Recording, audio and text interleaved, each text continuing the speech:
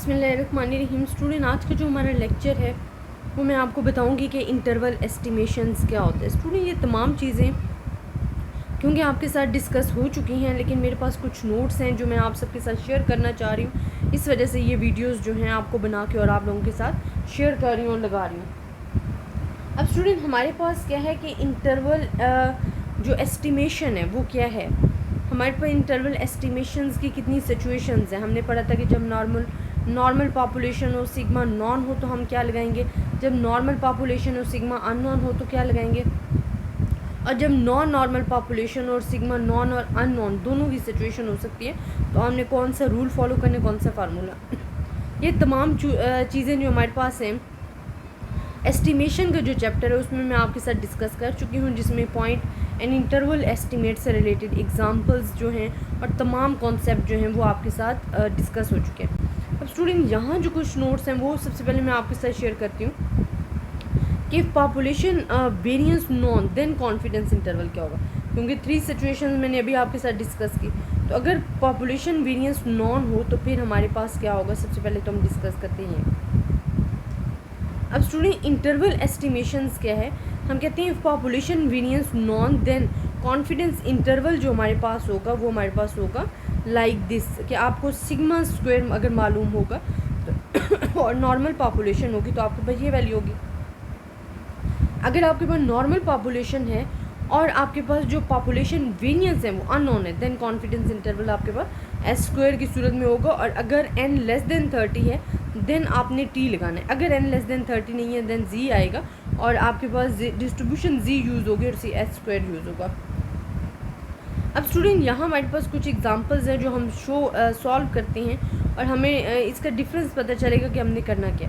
अब वो कहते हैं researcher wishes to estimate the average amount of the money that a student from university spend for a food per day. A random sample आपको given है 36, it's mean n given है आपको n। वो कहते हैं जो आपको सैम्पल मीन गिवन है, it's mean sample mean x बार जो आपको गिवन है वो 45 गिवन है। एंड पॉपुलेशन स्टैंडर्ड डेविएशन जो आपको गिवन है, population standard deviation mean it's mean sigma आपको जो गिवन है वो 3 गिवन है। सिग्मा वेरिएंस की बात नहीं हो रही, अगर वेरिएंस की बात होती तो फिर सिग्मा स्क्वायर होता है। 90% आपने कॉन्फिडेंस इंटरवल फाइंड करना है।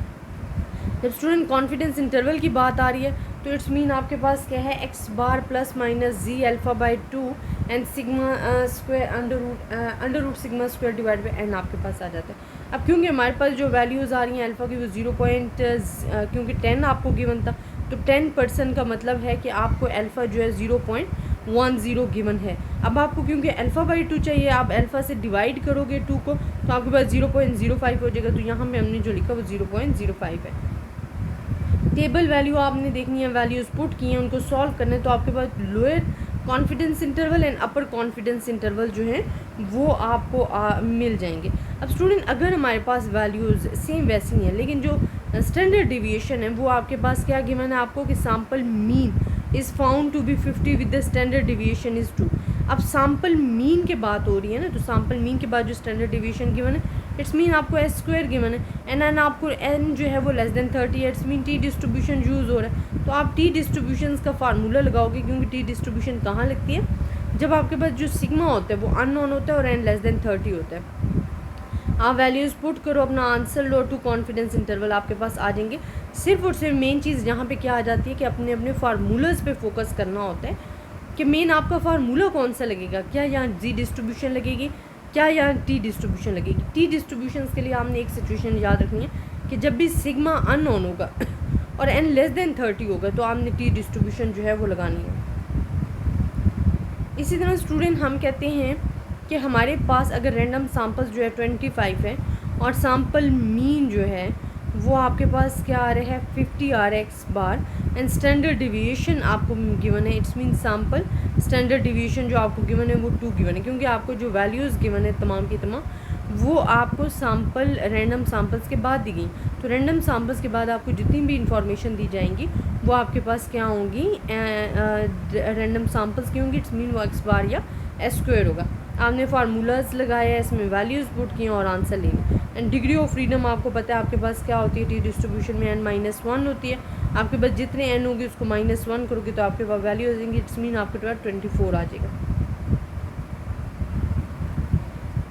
नेक्स्ट स्टूडेंट आप देख सकते हो कि आपको ऑब्जर्वेशंस गिवन है, यहाँ जो आपको पास वैल्यूज़ गिवन है ना वो आपको ऑब्जर्वेशंस गिवन है, रैंडम सैम्पल्स 10 गिवन। जब स्टूडेंट आपको ऐसे इट्स मीन आपको स्टैंडर्ड डिविएशन तो नहीं गिवन, स्टैंडर्ड डिविएशन अननोन है और सिग्मा n भी लेस देन 30 है, वहाँ आपने एस स्क्वायर खुद फाइंड करना है। तो एस स्क्वायर का आपको फार्मूला आता है, हमारे पास एस स्क्वायर किसके इक्वल होता है, एस स्क्वायर आपके पास इक्वल होता है summation of x minus x bar का होल स्क्वायर एंड n, आपके पास ये इसकी इक्वल होता है। तो सिंपली आप इसको फाइंड करो, वैल्यूज़ फाइंड करो, इसमें आप एस स्क्वायर का फार्मूले में वैल्यूज़ पुट करोगे तो आपके ऑब्जर्वेशंस गिवन है, आपके पास आंसर आ जाएगा 22.89। आपने इसको सॉल्व करना है डिग्री ऑफ फ्रीडम, क्योंकि आपके पास 10 वैल्यूज़ थी तो 10 - 1 आपके पास क्या आ जाएगा, 9 आ जाएगा। अल्फ़ा/2 आपको पता है कि आपके पास कैसे है, 0.25 आ गया। आपने वैल्यूज़ देखनी है, हमने टेबल में पुट करनी है, कैलकुलेशन करनी है और आपके पास 2 जो कॉन्फिडेंस इंटरवल है वो आपके पास आपको अवेलेबल हो जाएंगे। तो स्टूडेंट आई होप आपको इस लेक्चर की समझ आई होगी, ये नोट्स आपको पसंद आए होंगे।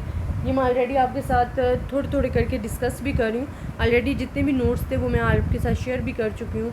तो अपनी दुआओं में याद रखिएगा, ज़्यादा से ज़्यादा स्टूडेंट्स के साथ शेयर करें ताकि सभी से फ़ायदा उठा सकें। अल्लाह हाफ़िज़।